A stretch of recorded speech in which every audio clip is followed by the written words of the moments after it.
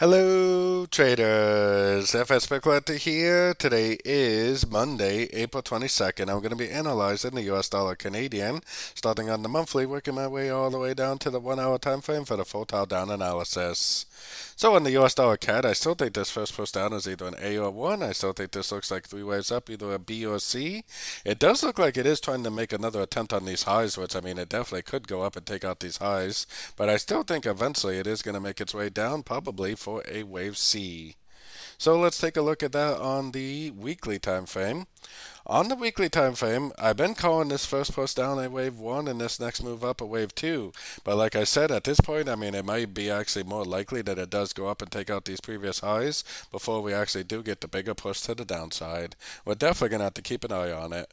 Going down to the daily time frame, I mean, we do have a pretty significant look and turn, but it does kind of look like a 1, 2, 3. I mean, it still kind of looks like this could be a wave 4 and this could be a wave 5. So definitely keep in mind that this may not be a top and that this move down could actually be a crescent to the uptrend still. Taking it down to the 4 hour time frame, I have my Fibonacci retracement on this last push up right here. If this really is a crescent to the uptrend, then it will definitely go down to a Fibonacci level, break structure to the upside, proving that it is a 1, 2, 3 pattern like an ABC, not a 1, 2, 3 of a downtrend. So if I see this picture right here, I would definitely stop looking for shorts and I would definitely start looking for longs again, most likely for the continuation of the uptrend.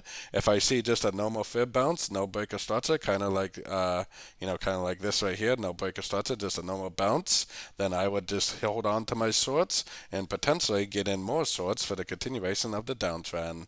So taking it right down to the 1 hour time frame, I mean, it looks to me like we're ending a crescent on probably better seen on the 30 minutes, but 1, 2, 3 waves up, definitely looks like the end of a crescent to me. I think at this point it's going to go at least down to the 50%. Then if it makes another bounce, another 1, 2, 3 pattern, it could make for another sorting opportunity.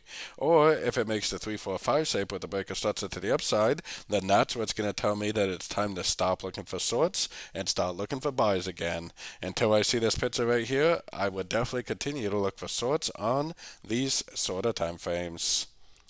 So don't forget to join my free Discord group, which is linked down here in the corner. And don't forget to check out my membership program that gives you access to the daily live trading sessions and gives you access to my swing trade setups by signing up at my website, fxpipcollector.com.